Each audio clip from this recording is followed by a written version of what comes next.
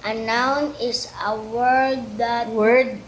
word that names a person, place, thing, or animals. Animal noun can be Classified. classified into different types bas- Based. based on their Usage. usage and Meaning. meaning. O, yung example ng noun daw? Bigyan mo nga ako ng example ng, ng noun na person. Example. Noun na person. Tao ba yun? Oo, kasi ang sa ibig sabihin sa Tagalog ng person, tao. Magbibigay ako pangalan ng tao. Oo. Sean. O, tama. Ano pa? Bigyan mo ako ng tatlo. Tatlong. Dwayne. Rio. Okay. O, place naman. Bigyan mo ako ng tatlong example ng place. Place. Give me 3 example of place. Batangas. Batangas. Selena. Amira. How about, give me example of things. Things ko yun. Things, yung mga bagay. Yung mga tawag sa bagay. TV. Television. Television. Ano pa? Carpet. Lamesa. Ano yung English ng lamesa? Chair. Ay, mali. Upuan yun. Upuan na lang. Hindi. Anong English ng table? Anong English ng table?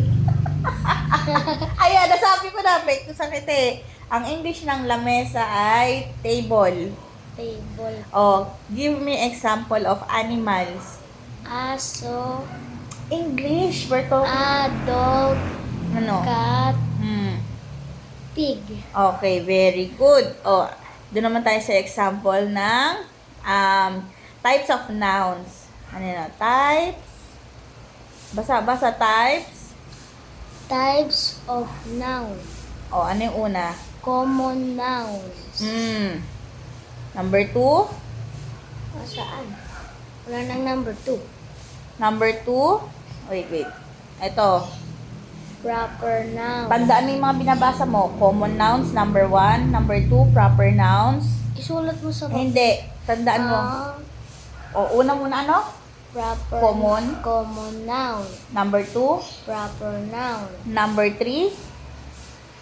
Concrete noun. Concrete nouns. Concrete nouns. Number 4. Abstract noun. Number 5. Collective noun. Ano yung number 1? Common noun. Very good. Number 2. Proper noun. Number 3. Number 3. Concrete noun. Very good. Number 4. Abstract noun. Number 5. Number 5.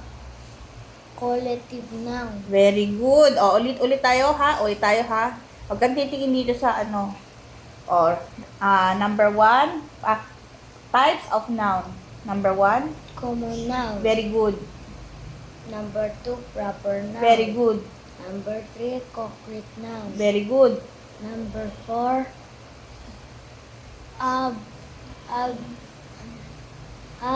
Abstract noun.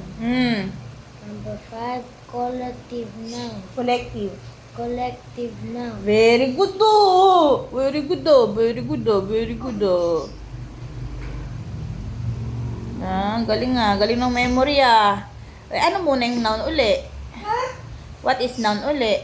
Noun. Oo. Is Amayos. Umupo. Hindi kita papayagan makipaglaro kay Dwayne. word of Name. name of person, place, And and things. things things, And, and animals. oh, example of nouns, like a person. Ano yung ano natin? Example ng person. Person, Sean, Rio Dwayne, Oh, place. Place, Amira, Selena, Sinalhan. Thing. Things, Uh, television, mm, carpet, table. Animals. Animals, dog, cat, pig. Okay, now, let's go dun sa meaning ng, ano yung number one? Ano yung number one? Yung isang type ng, ano Ano pa yung proper noun? okay, common nouns muna tayo kasi yun yung number one. Ano basa? Common nouns. Ano ibig sabihin ng common nouns? These are general names for a person, place, thing or animals. Example, city, teacher, book, cat. Okay. Ngayon, magbigay ka pa ng ibang example ng common nouns. Common nouns. Oo. Chair. Hindi Ano- yun. ano ba yun? Yung parang paan siya, yung common nouns is parang yung parang pangkalahatan. Kagaya niyan, teacher, di ba? Kapag ano, iba yung, di ba pwede mo naman sabihin, teacher April, pero ito, teacher. Yung madaming nakikita. Oo, parang, hindi yung parang katawagan sa, in general. In general, parang ba papalog? Sa pangkalahatan, kunyari, teacher. Isang example pa, kunyari, policeman. O, di ba? Policeman. O kaya, firefighters. O, magbigay ka pa ng ganon. Ikaw, anong tawag sa'yo sa school? Christian. Hindi, yung sa lahat kayo sa klase.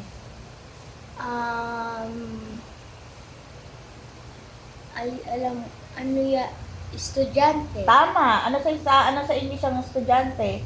Estudyante. Ano sa English ang estudyante? Classmate. Student. Student. Oo. Ano yun? O, tapos yung ano naman, kagaya nito, book. O, book. O, magbigay ka pa ng ibang example sa sa mga gamit mo na tawag mo sa lahat. Tawag ko sa lahat. Book. Magbibigay ka sa akin na sasabihin mo ano tawag sa'yo, parang ganun. Yung parang kunwari, notebooks. O, di ba, books, notebooks, o, blackboard, ganun. O, ito, cat. Cat. O, yun yung mga common nouns. Yung ibig sabihin ng common nouns, so parang, pangkaraniwang tawag natin sa mga bagay. Ganun. Pangkaraniwang, naiintindihan mo ko? O, kagaya city. Ano pa bang tawag sa mga lugar? City. Mm-mm. Yung mga building. Ano natin, kumbaga common tawag natin, kaya ng city, towns, provinces, ganun. Probinsya, syudad. Mga province. Okay? Ito na lang munang apat na example na binasa mo, tandaan mo. Ano uli ang common noun? Common noun. These are general Name. names of Oh. person, things, Very good. Ano pa? place, Oo, very good. animals. Very good. Example. Example, Oo. teacher, Very good. book, Very good. cat. Ano pa yung isa? Yung tawag sa, kunwari, sa Santa Rosa.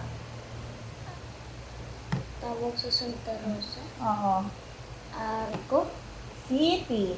City. City. Oh, good. Punta tayo sa, bang lesson lang muna natin ngayon, types of nouns, tsaka noun, ha? Tapos pahinga ka na kasi mukhang,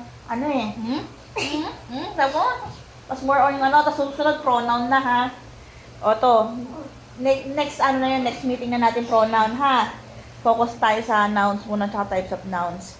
O, proper nouns. Basa. Tandaan mo yung binabasa mo. Go. These are, ano yan? Specific. A specific name of a person, place, thing, or animals. Proper noun always begin which With. with a capital letter. O, examples. Example, Manila, Mr. Reyes, Mount Everest, Fluffy. Oh, very good. O, ano uli ang examples ay Manila, Mr. Reyes, Mount Everest, Fluffy. Proper nouns, ito yung parang tamang tawag sa mga nouns. Kunwari, katulad ko, ang pangalan, pwede mo tawaging tita. Pero pag proper nouns, tita April, kunwari, Mrs. April Jane Galicia. Yung proper nouns, ito yung talagang totoong pangalan mo. Kagaya ng Santa Rosa, ng lugar natin, ang proper noun niya is Santa Rosa City, Laguna. O, tapos, kunwari, pwede naman natin tawagin, oy, aso. Pero hindi, ang proper nouns, ang proper pangalan ng aso, oy, Coco, oy, princess. Princess, Coco, ganun. O, ngayon, gusto kong bigyan mo ko na, give me example of a proper noun for person.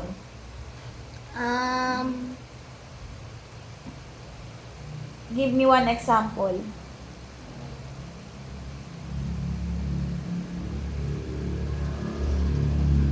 Proper nouns, yung tamang tawag natin sa tao. At tamang tawag sa tao.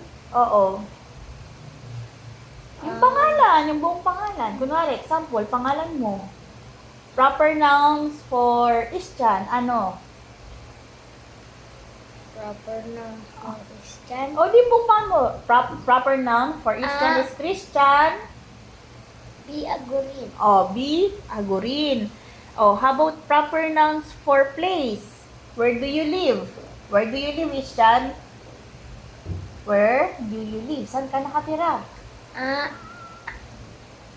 I live. I live in Amira. Amira subdivision. Amira subdivision. Oh, so ano yung proper noun saan ka nakatira? Proper noun saan ako nakatira.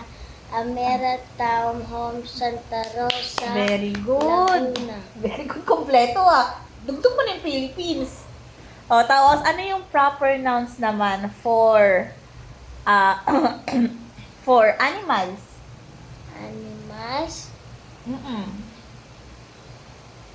dog and cat. Hindi, ano yun common noun yun. Dog and cat is common noun. Ano yung proper noun ng dog and cat? Proper Kunwari, example, yung mga aso ko, ano yung proper noun nila? Ito ang pangalan. Oo, very good. Nag-gets mo na. Coco. And? Coco Galicia. Oh, Coco Princess Galicia. Sira ulo. Aso mo sila. Okay, very good. O, sige. Ngayon, walang tinginan. What is proper nouns? What is proper nouns? This proper noun. These are specific. These are specific of names. names.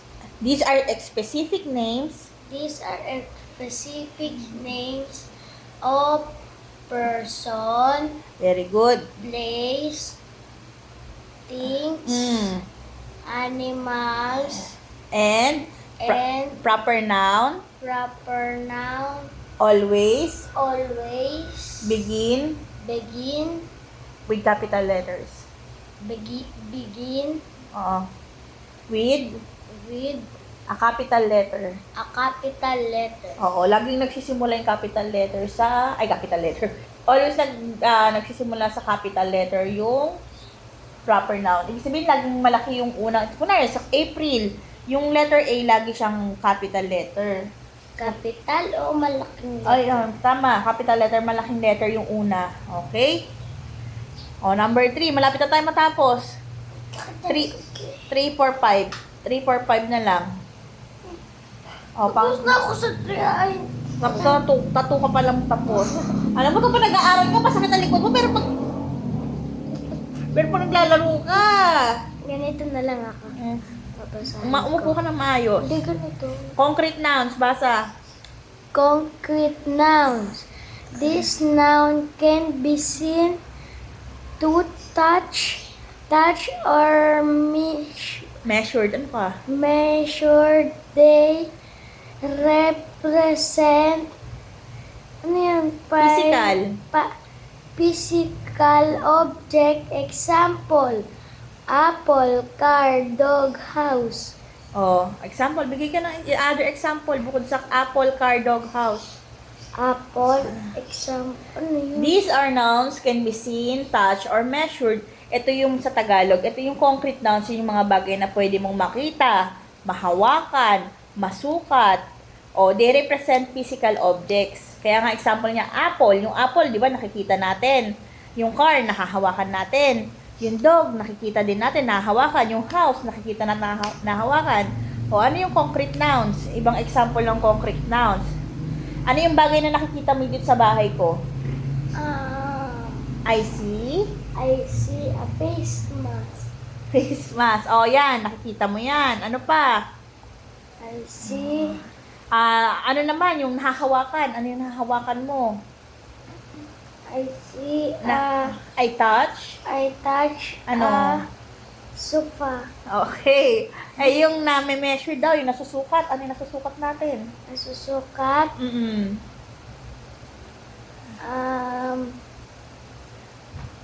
Ano? Kahoy, ano English? Ano kaya yun? English na ka?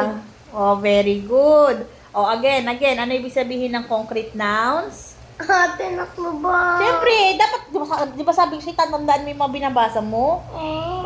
Ba't magtataklo ba? Siyempre, titignan ko kung natandaan mo yung binasa mo, oh. Ba't natandaan mo yung common noun tsaka proper noun? Oh, ano yung concrete noun?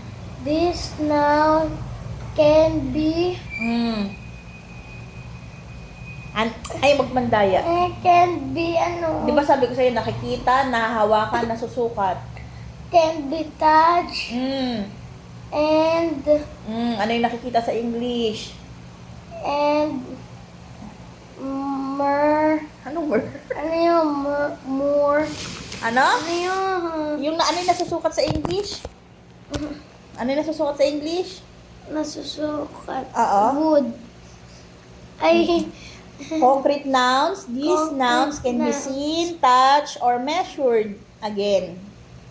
What is can be touched and pressure, measured measured, and seen? and Kasi seen. ayaw umupo ng maayos eh. Hindi ko nakikita. Umupo ng maayos. Tapos na ako eh. Oh, Pag mo na kasi takbo ba? Oh, anong example uli ng concrete nouns? Pikit. Ano yung example ng concrete nouns? Yung nabasa nating example? Concrete nouns. Oh. Ano example? Example. Ano?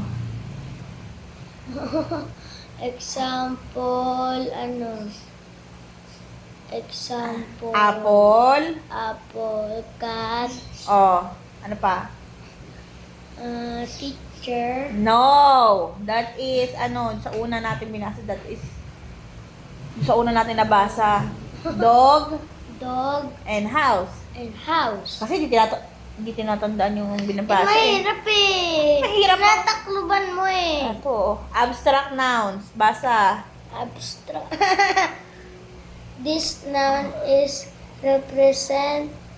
the Abstract nouns. abstract noun. These nouns These nouns represents represent a quality. Ayan quality. represent ideas. Ideas. ideas, and quality. Sige, ayusin mo. Ipapakita ko to sa mami mo. Quality. Oh, very Ay, good. Diba? Oh, Quality. for these or conditions, or condition that cannot cannot be be seen or touched. Example, love, freedom, happiness, cloudly, Knowledge.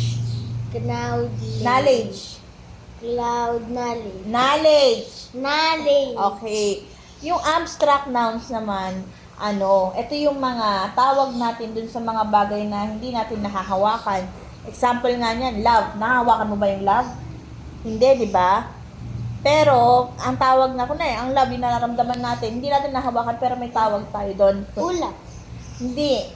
May ito Hindi yung ko nahawakan. ito nga yung mga parang feelings natin na or mga bagay na tawag natin na hindi natin nahawakan. Kagaya niyan, freedom. Oh, freedom. Kalayaan.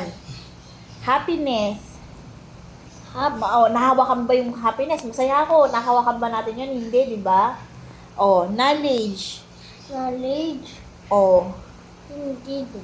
O, hindi na natin nahahawakan, di ba? Ay, bigay ka pa ng ibang example ng tawag natin na hindi natin nahahawakan. Kunwari, yung feelings. Anong feelings yung hindi natin nahahawakan? Kagaya niyan, happiness. Hindi pwede yung ulam. Hindi nga! Tawag. Ideas, yung mga ideas, ganyan. Quality. Malungkot. Oh, very good! Gets mo pala eh. Anong English ng malungkot? Sad. Oh, very good.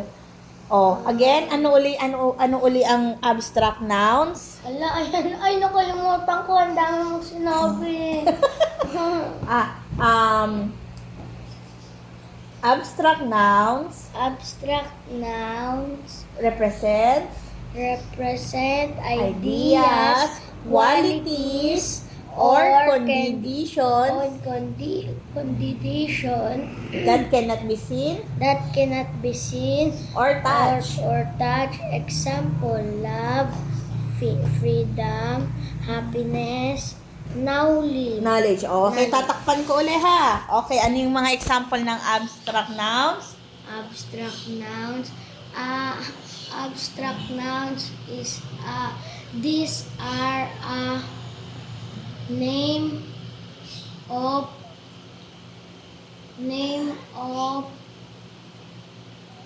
Represents. represent ideas, quality, Very good or Conditions conditions that that cannot. be seen. Very good. Cannot or- be seen Or or touch. touch. Oh, anong example niya? Example. Love, Very good. teacher, Ang teacher. Ito yung mga... life, freedom, Oo. freedom, love, freedom, Yung feelings. Ano yung tawag sa feelings? Yung masaya. masaya, Oh, in English. ano yun? Happiness. Happiness, At saka, yung ito. brain,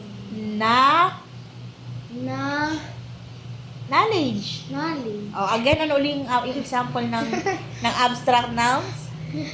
love, Oh, freedom, very good. happiness, Very good. and knowledge. Oh, very good. Ayaw mo lang talaga seryosohin eh. Oh, last. Ito na yung pinaka-last. Number 5. Ayoko. Last na. Paglaro, maghapon, magdamag Ito wala pa tayong 30 minutes pa lang tayo. O, tinan mo 24 minutes pa nga lang yung video. Oh, last na. Ay. Last na. Saan na ba tayo? Na. Hindi, teka lang.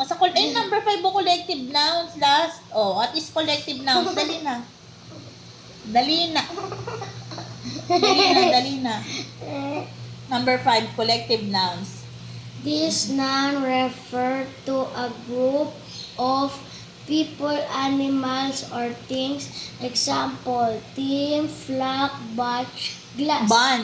Bunch, glass. Oh, Class. anong pagkakaintindi mo dun sa nabasa mong collective nouns?